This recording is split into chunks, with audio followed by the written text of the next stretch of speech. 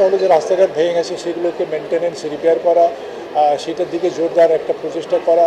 বাজেটের স্বল্পতা স্বাভাবিকভাবেই থাকবে, হঠাৎ করে বন্যা এসছে সেটার কারণে, যেটা কোনো সময় আসেনি, অতি বৃষ্টিও হয়েছে, সেই বিষয়গুলো। তারপরে যাতে বন্যা পরবর্তী যে অন্যান্য পরিস্থিতি, সেই বিষয়গুলোও দেখা, মানুষের যে সমস্যাগুলো মেনলি তো হচ্ছে ওই যে কমিউনিকেশন, রাস্তাঘাট যেগুলো বেশি নষ্ট হয়েছে সেগুলোকে যত তাড়াতাড়ি রিপেয়ার করা সম্ভবপর।